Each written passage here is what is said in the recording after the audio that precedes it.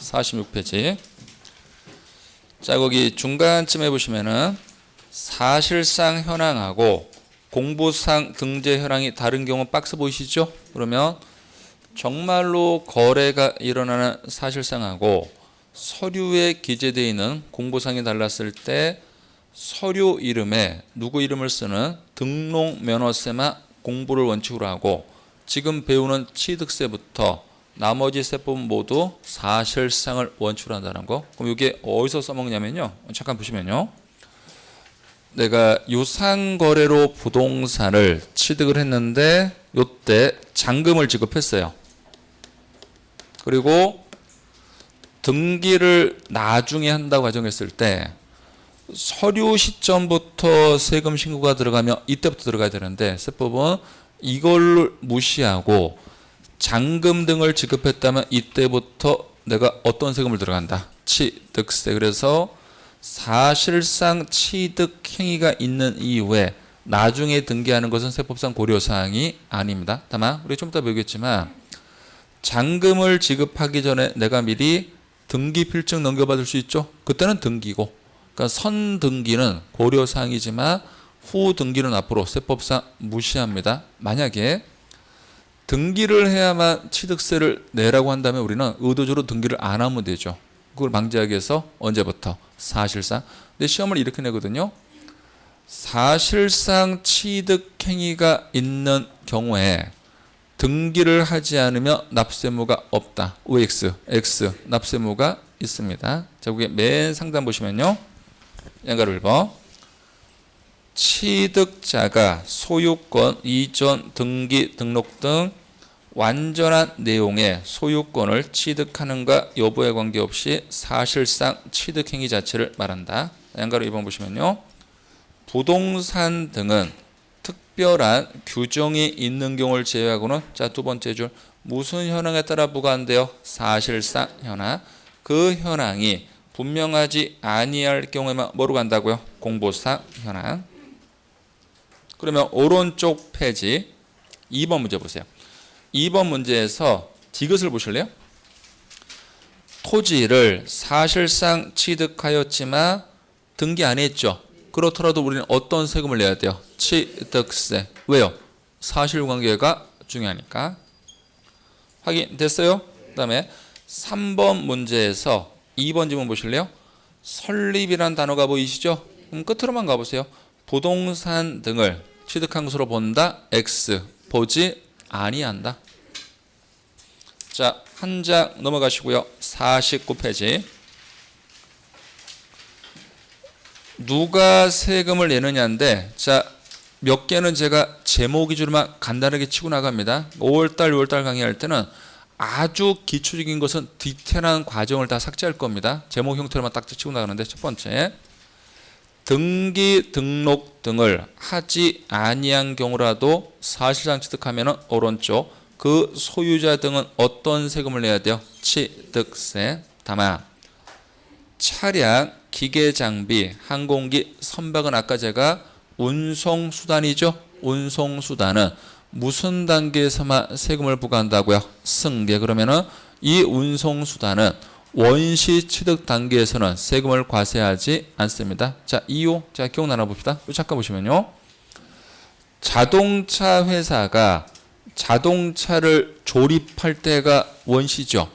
그때 현대 자동차 회사에 취득세를 부과해버리면 현대는 뭘 올릴까요? 소비자 판매가요. 그래서 그걸 방지하기 위해서 만들 때는 중과하지 않고 세금을 과세하지 않고 운송수단을 우리가 자동차사로부터 자동차 매입하죠. 그때만 우리가 어떤 세금을 낸다. 취득세를 해서 요 네 개를 물어보면서 원시 단계도 세금 부과한다. 그럼 틀려요. 이게 부동산하고 차이점.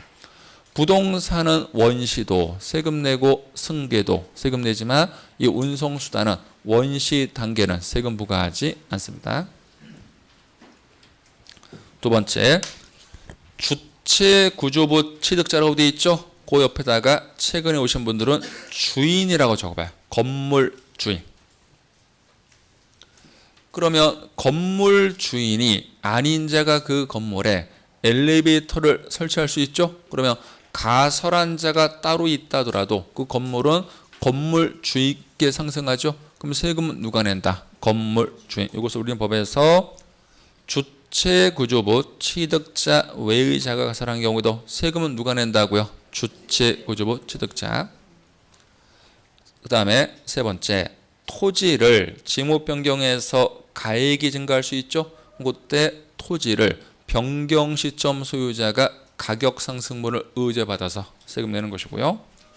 과점 주주가 세금 낼 수 있고, 아까 상속도 취득 행위에 대해서 어떤 세금을 내야 돼요? 취득세. 상속이 각자가 세금 내고, 그 다음에 주택 조합 등이 아파트를 지어서 조합원용으로 주는 거 있죠? 그럼 누가 세금을 내야 돼요? 조합원. 이건 제가 디테일하게 설명드릴 것이고, 다만 그 밑에 수입하면 누가 세금 내고요? 수입하는 자.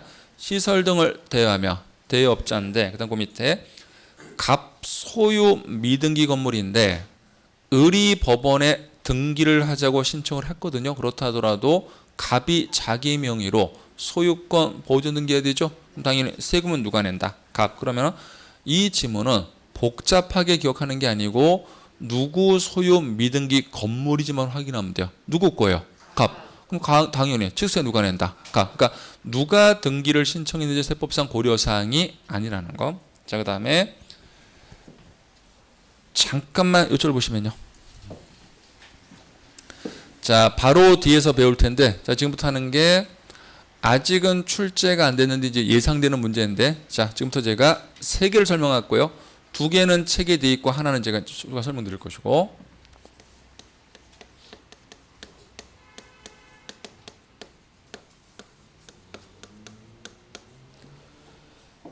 원칙은 신탁법으로 이전되는 신탁은요, 이것은 사실상 이전이 아니기 때문에 취득세를 원칙은 비과세를 합니다. 그러면 이게 어디냐면은, 자, 잠깐만 뒤로 갔다 올게요. 3장 넘어가시면요. 54페이지.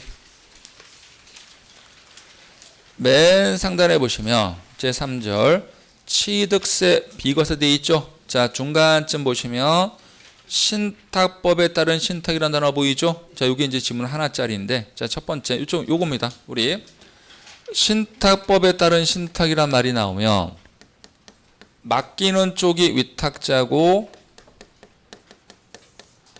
맡아서 운영하는 게 수탁자죠. 첫 번째 칸, 위탁자로부터 수탁자에게 이전, 취득세를 뭐 한다고요? 비과세금. 요거예요. 요렇게 이전됐을 때 이것은 사실상 이전이 아니기 때문에 세금을 부과하지 않는다. 자, 두 번째 칸을 보시면 신탁의 종료로 수탁자로부터 위탁자에게 이전, 요거죠. 요렇게 다시 갖고 오는 거, 본인 거 본인이 갖고 오는 겁니다. 세금 부과하지 않고. 세 번째 칸, 수탁자가 변경돼서 새로운 신수탁자. 그러면 신수탁자도 뭐예요? 수탁자죠. 그럼 세금을 부과하지 않는다. 그래서 결국은 위수란 단어가 들어가야지 비과세가 되는데, 여기에 예외가 2개가 있습니다. 첫 번째, 신탁법에 따른 신탁임에도 불구하고요, 취득세를 과세하는 게 하나 있는데 최근에 2년 연속됐습니다. 자, 이거요. 앞에 우리가 그림이 나와 있지만 재건축적으로 가정해 볼까요? 그러면은 원래 부동산을 가지고 있는 사람이 100명. 그러면은 재건축 사업이 개시가 되면 요 100명은 조합원이 돼요.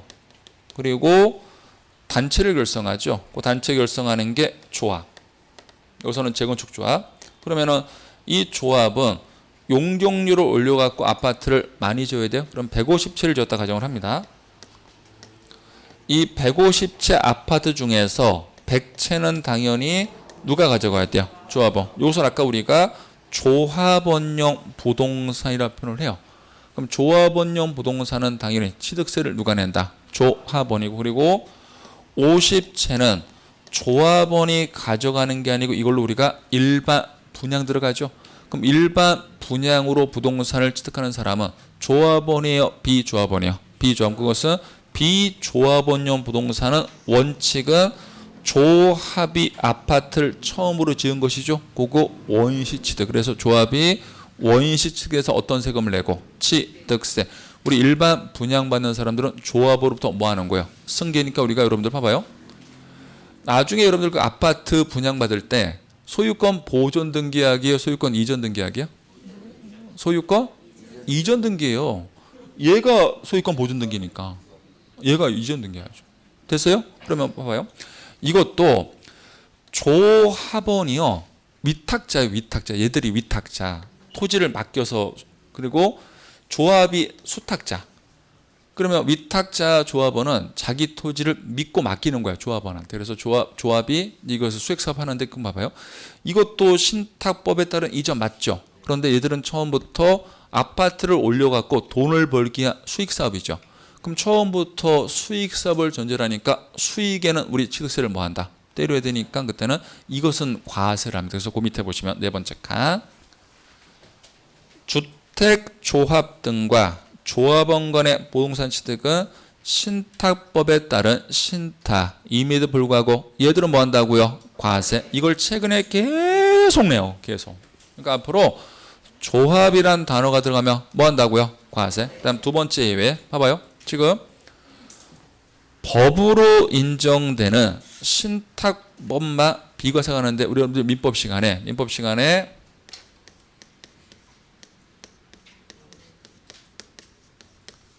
명의신탁 배우시죠? 명의신탁은 법으로 인정되는 신탁이에요? 아니에요? 아니니까 얘 자체는 뭐 한다? 과세. 왜 갑자기 또 싸늘해집니까? 명의신탁은 조세 회피 목적으로 내 거 부동산 다른 사람 명의로 이전해 놓는 것이죠. 좋은 놈, 나쁜 놈. 나쁜 놈은 과세. 그래서 그 밑에 보시면 명의신탁이라는 단어가 들으면 얘들은 뭐 한다고요? 과세. 그러면 자 저를 보십시오. 제가 오늘 강의에서 지금 이 순간 명의신탁은 법으로 인정되는 신탁이 아니니까 취득세를 과세한다라고 강의했죠. 그럼 이 순간 말고 제가 오늘 강의에서 명의신탁이라는 단어를 사용한 적이 있어요? 없어요? 있어요? 언제요? 부가 제척기간. 원래 무신고 제척기간은 7년. 4개 키워드 중에 하나가 보이면 10년. 4개 키워드가 뭐예요? 상속, 증여, 명의신탁, 과점주주. 다 끝났네요. 상속, 증여, 명의신탁, 과점주주. 취득세 내야 되죠. 신고서를 제출 안 하면 공무원들은 향후 몇 년 동안? 10년 동안 우리 취득세를 계산할 수가 있다. 우리 10년 동안 발 뻗고 살 수가 없다. 악몽에 시달린다. 가위에 눌린다. 세금은 내고 살자. 5월달 세금 내셔야 돼. 이번 달. 세금 줄이지 말고 많이 내요. 저는 제 세금 더 줄일 수 있음에도 불구하고 저는 제가 낼 세금보다 많이 내요. 농담하는 게 아니고. 예를 들어서 이거 가정이에요. 내가 만약에 세금을 5천만 원을 낸다. 이건 가정. 5천만 원을 냈을 때 제가 마음만 먹으면 3천까지 줄일 수 있어요. 근데 저는 그냥 5천 낸다고. 우리나라를 사랑해서. 농담하는 게 아니고. 애국자라는 게 아니고 난 우리나라가 너무 좋아. 나 어릴 때부터 그랬어요. 우리나라가 너무 살기 좋은 나라거든요. 치안 안정돼 있죠. 여러분들 그 여행 가보십시오. 도로 얼마나 잘 와 있습니까? 그리고 여기 서대문 뒤에 안산만 가보세요. 둘레길하고 제가 낸 세금 대비 저는 혜택을 받는다는 게 엄청나게 크다고 느끼는 사람이에요. 오늘 지하철 타고 왔거든요. 와, 그 요금 얼마나 돼요? 근데 그 지하철 그 좋은 거를 타고 오잖아. 몇 천억짜리를. 화이팅. 세금 많이 내십시오.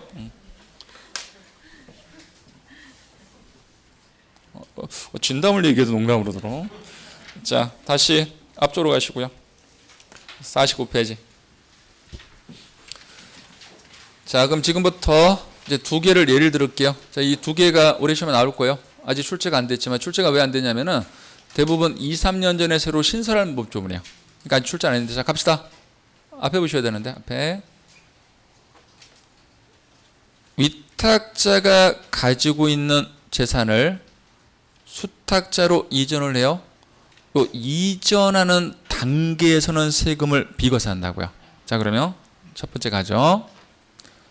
위탁자가 갖고 있던 임야를 수탁자가 등기 전 받았어요. 임야를. 그러면은 요 이전하는 단계니까 수탁자한테 취득세를 뭐 한다? 비과세. 그러면은 요렇게 임야를 신탁받고 등기를 했습니다. 이 상태에서 이 수탁자가 등기받아 이전한 임야를 2, 3년 지나서 이것을 대지로 지목 변경할 수 있죠. 그러면은 이 지목 변경을 하면은 가격이 상승하죠. 이것은 이전 단계가 아니잖아요. 이전한 이후에 지목 변경이죠. 그러면 이 가격 상승분은 세금을 내야 돼요. 그러면 이때 세금 납세의무자를 원래 위탁자를 납세의무자로 과세관청은 볼까요? 등기되어 있는 수탁자한테 취득세를 내라고 할까요? 지금 제가 하는 말이 말 같지가 않아요? 사람이 말을 했는데 답변이 없어요. 질문 의도는 알아요? 수탁자가 등기 전 받은 것을 임야를 뭐로 지목 변경해요? 되지. 가격 상승하죠. 누구를 납세의무자로 보냐고요? 세금 내야 돼 이때는. 둘 중에 하나겠죠. 위탁자는 수탁자. 위탁자일 것 같은 들어봐. 느낌 위탁자일 것 같다. 내려보세요. 수탁자. 수탁자예요. 왜요? 아니에요. 원래는 위탁자예요. 그런데 이건 예외. 과세관청은 세금 관리하기가 위탁자가 편해, 등기되는 수탁자가 편해. 수탁자가 편하니까 그렇게 만들어 놓은 거야, 강제로. 이게 수탁자 네가 세금 내 이렇게. 그러면은 얘가 세금 내야 되죠. 근데 지가 내면 안 되잖아. 얘한테 달라고 해서 내겠지. 그건 지들끼리 알아서 하고. 이해 가요? 그래서 이걸 낸단 말이에요, 올해. 누구로 낸다고요? 수탁자. 요 중요한 게 출제가 안 되는데 책에 있을까요, 없을까요? 없기는요, 있지. 그럼 봐봐요. 자, 49페이지. 49. 그 박스에서 맨 하단쯤 가시면 밑에서 두 번째 칸. 밑에서 맨 밑에 칸. 신탁 등기가 되어 있는 토지의 지목이 변경됐죠. 그러면 수탁자로 등기가 되어 있는 상태에서 지목을 변경한 거잖아요. 누구한테 세금을 내려고 한다고요? 수탁자. 요게 올해 무조건 답이에요. 제발 좀 기억해요. 그러니까 여러분들 강의 중에 체크만 하시면 안 되고요. 저라면 지금 이 순간 수만 번 반복할 거예요. 집중해 갖고 계속 막 빗소리 들으려고 하는 게 아니고. 저는 이렇게 해요. 제가 이 말할 때도 수탁자 이렇게.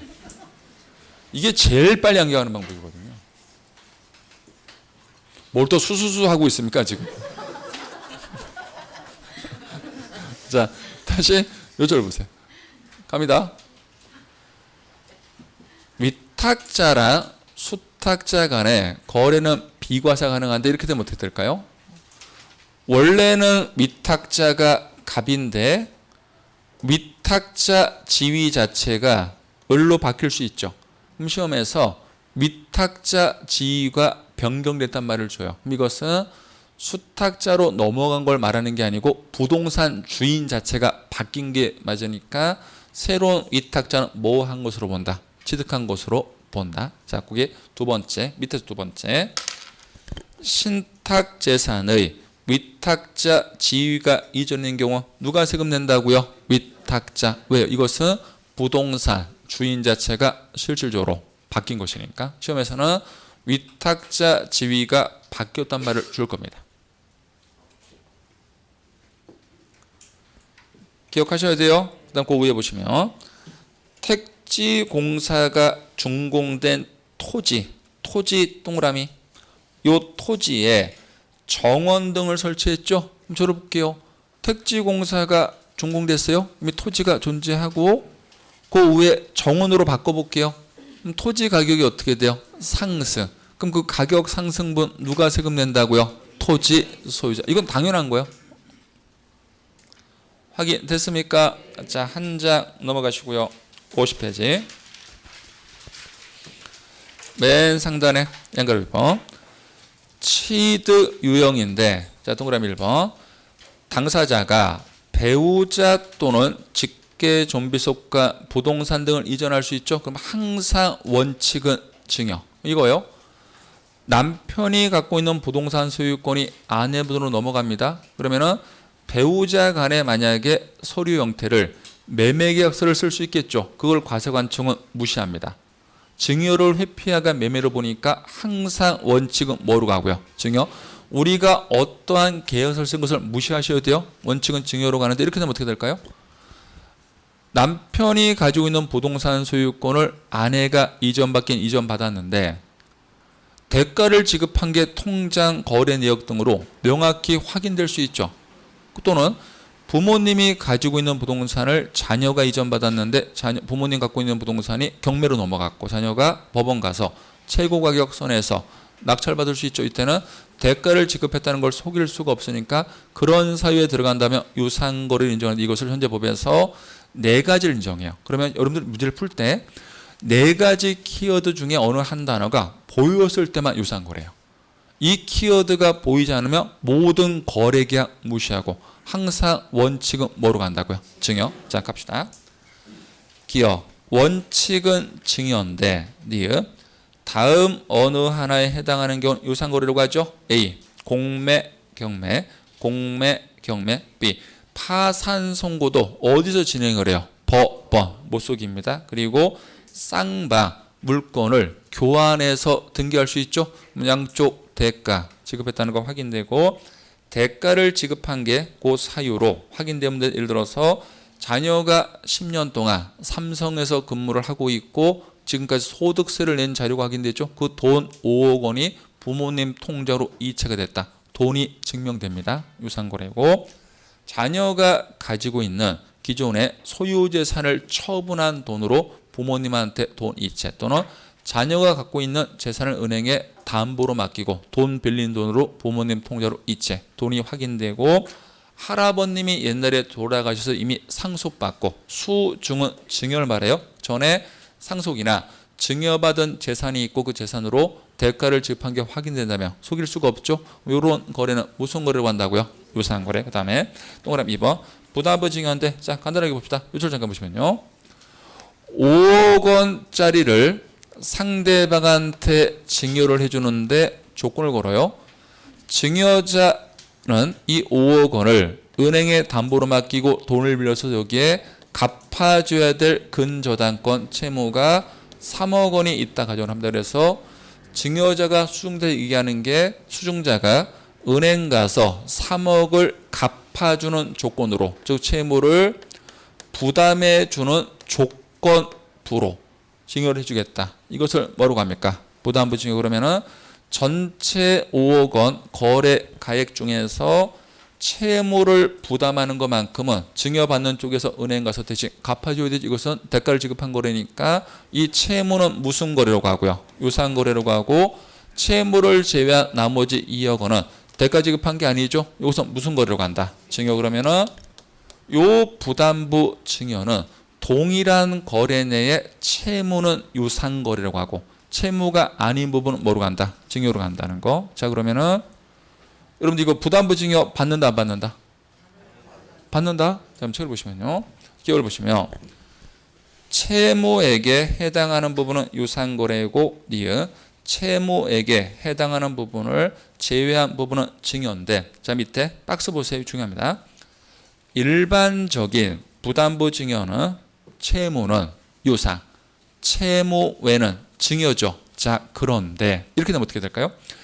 이 부담부 증여 거래 당사자가 배우자나 직계 존배속일 수 있죠. 그러면 아까 답 얘기했어요. 우리가 어떤 거래 계약 형태를 쓰더라도 항상 그걸 뭐 한다? 무시한다.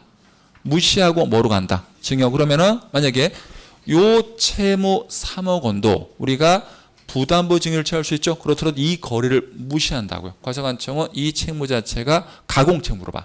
속인 채무로 보니까 채무도 원칙은 뭐로 가고 증여로 가고 요 채무액이 아까 4가지 사유로 확인된 경우에 한해서만 무슨 거래라고 한다고요? 유상거래. 그러니까 그대로 법조문대로 해석하시면 된다는 거.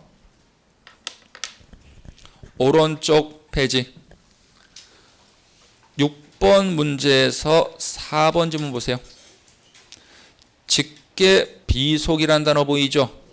직계 존속 보이죠? 그때 키워드가 교환 동그라미. 교환은 무슨 거래요? 유상. 근데 무상이라고 돼 있죠? X. 무상을 뭐로 바꾸세요? 유상.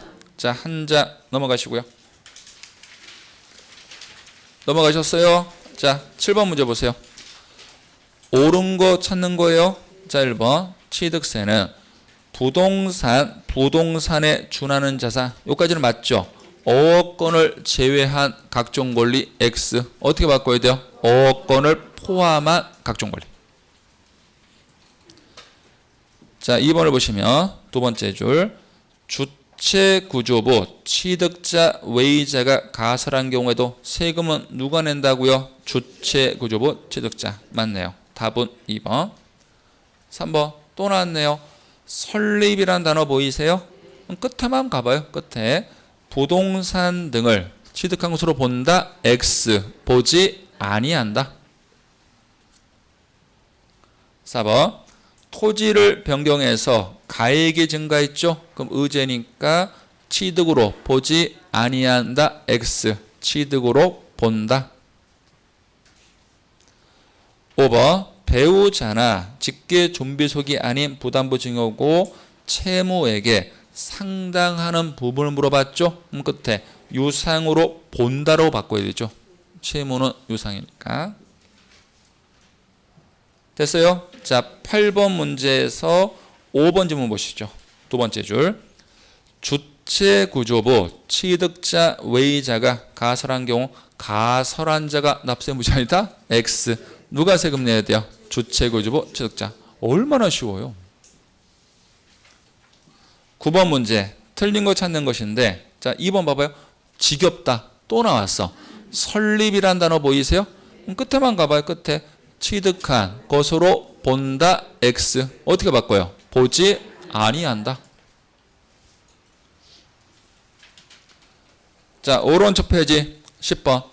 유상취득으로 보지 않는 거 찾는 것이죠. 1번 공매 유상, 2번 파산 선고 유상, 3번 대가를 지급한 게 증명 유상, 4번 교환 유상, 5번은 부담부 증여인데 채무에게 상당한 부분을 물어본 게 아니고 제외한 부분 물어봤죠. 얘는 증여. 답은 몇 번? 5번. 여기까지 확인됐어요. 자, 그 다음에 한 장 넘어가시면요. 54페이지.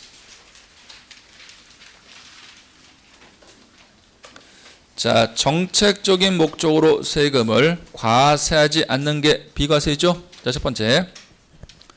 국가 등이 부동산을 취득하며 자기가 자기한테 세금 달라고 할 수는 없죠. 원칙은 비과세.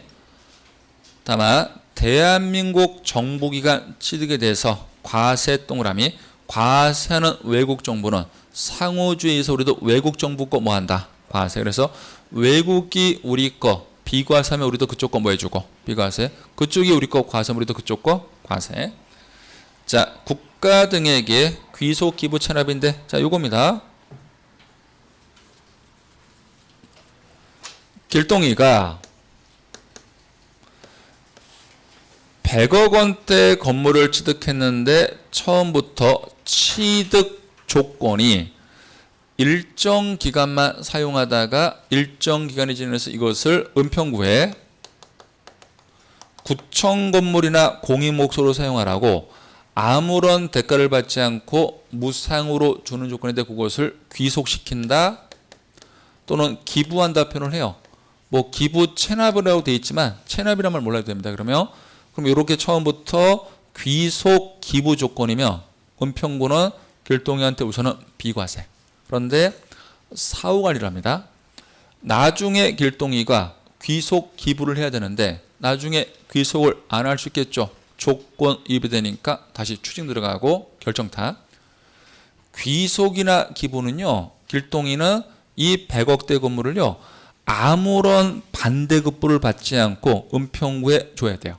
그런데 이거를 주면서 이거 이외의 은평구가 갖고 있는 다른 100억대 건물을 받았다. 이것은 귀속한 게 아니죠. 과세. 또는 이 100억대 건물을 은평구에 귀속을 시키면 이 건물은 은평구가 공익목적으로 사용을 해야 되는데 이런 경우가 많아요. 귀속을 시킨 길동이가 다시 은평구로부터 이 건물을 30년 무상 사용권을 받네. 그럼 이것은 결국 귀속한 게 아니죠. 그때는 뭐 한다? 과세. 됐어요? 자, 그 다음에 봐봐요. 요 귀속 기부는요, 부동산에 대해서 비과세가 되는 거예요. 뭐 사회 기반 시설도 부동산입니다, 대부분. 그런데 이 부동산이 아닌 것은 귀속 기부 조건이라더라도 과세입니다. 악용 방지. 예를 들어 볼게요. 차량을 매입해서 은평구에 전화를 합니다. 내가 이 자동차를 10년 동안만 깨끗이 타다가 10년 뒤에 은평구 주차 단속에 사용하라고 귀속 기부할게요. 나한테 자동차 매입 취득세 부과하지 마세요. 말 된다 안 된다? 안 된다. 부동산이 아닌 다른 물건은 감가가 다 끝나죠. 그래서 이 귀속은 뭐에 한한다고요? 부동산. 자, 책을 보시면요. 자, 귀속 동그라미, 기부 체납 동그라미. 부동산하고 사회 기반 시설은 비과세가 되는데 부동산하고 사회 기반 시설이 아닌 나머지 차량 등은 뭐 한다고요? 과세. 그다음에 타인에게 매각 증여하거나 또는 제공한 물건을 다시 무상 사용권 등을 제공받으면 그것은 귀속한 게 아니니까 그때는 뭐 한다? 과세. 그다음 그 밑에 환매라는 단어 보이시죠? 자, 징발 재산 동그라미. 이제 암기합시다. 징발 재산 동그라미. 그다음 적어요. 전쟁 난 상황. 징발 재산 옆에다가 전쟁 난 상황. 평상시에는요, 국가 등이 사유지를 징발을 못해요. 그런데 전쟁이나 위급한 상황이 발생하면 이 법률에 의해서 사유지를 징발해 가요. 대표적인 게 뭐가 있냐면, 군대 갔다 오신 분들은 아는데, 그 RV 차량. 승용차 말고 RV 차량은요, 전쟁 나잖아요. 바로 갖고 갈 수 있어요. 그 개조해 갖고 바로 군용으로 써버리거든. 이거 진담인데요? 그죠? 그 다음에 국가 보위 동그라미. 국가 보위 동그라미. 국가 뭐 안위가 걸린 거야, 보위. 그러면 거기다 적어요. 뭔가 위급해 보인다, 이렇게. 줘요, 빨리. 그럼 이렇게 특수 법률 이름이 두 개가 나오면서 시험 지문에 환매를 말이 나올 수 있겠죠. 그때는 정책적으로 세금을 과세한다, 비과세한다, 비과세. 아, 무슨 전쟁 나고 위급해 죽겠는데 세금 과세하고 있어. 바빠 죽겠는데.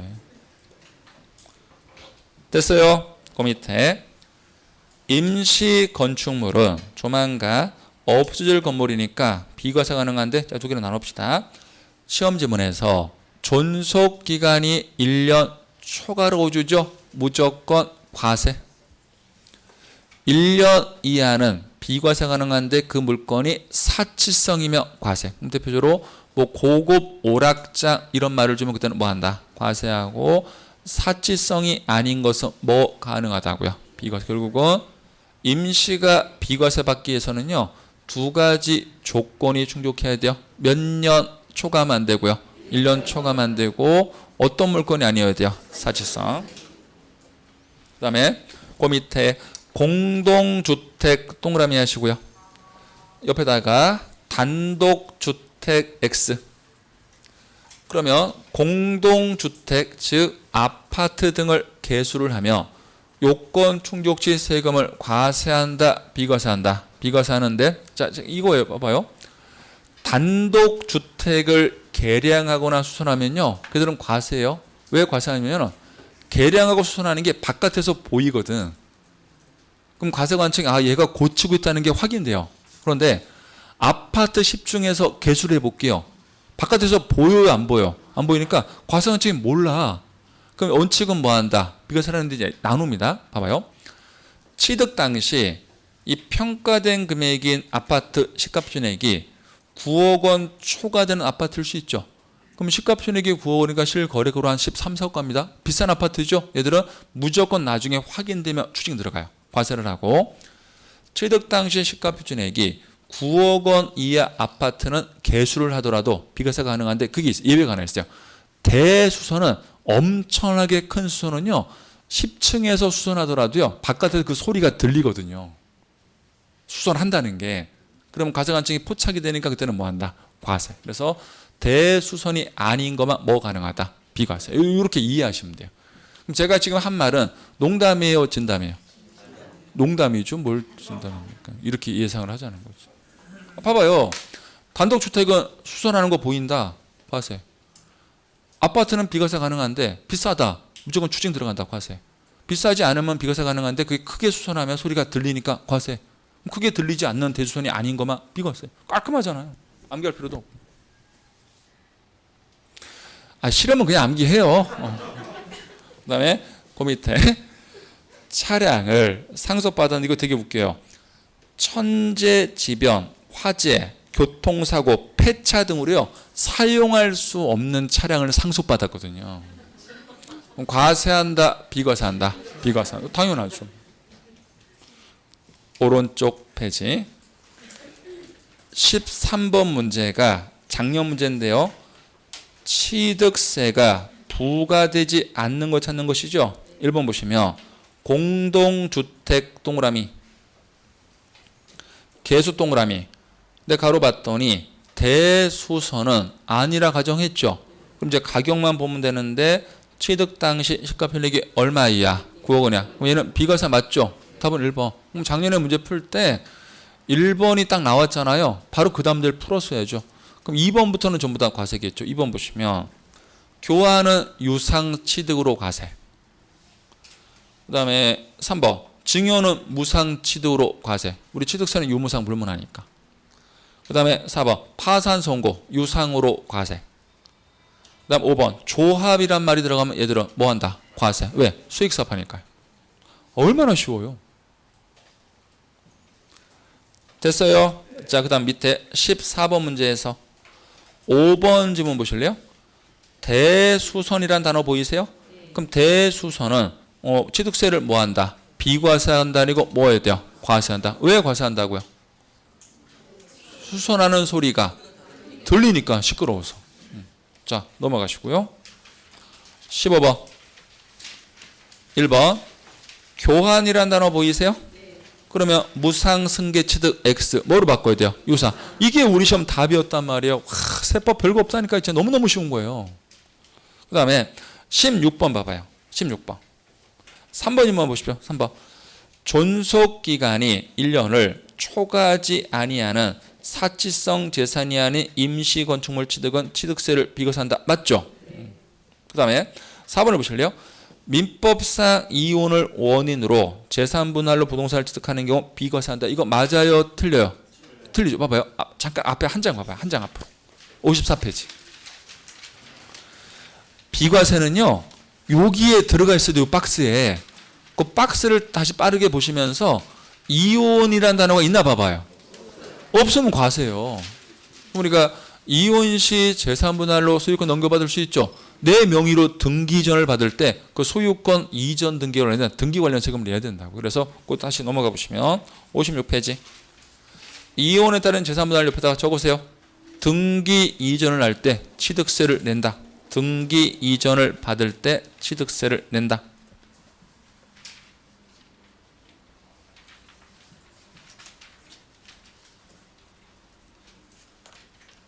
여기까지 확인됐어요? 자, 여러분들. 자, 익힘장 표 보시면요. 익힘장.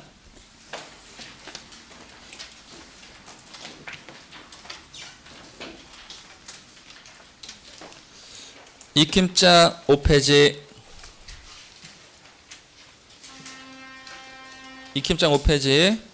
바로 채워볼까요? 아니면 쉬는 시간에 눈으로 한번 채워볼래요? 바로 채울까요? 눈으로 안 채워봐도 돼요? 자신이 없어요?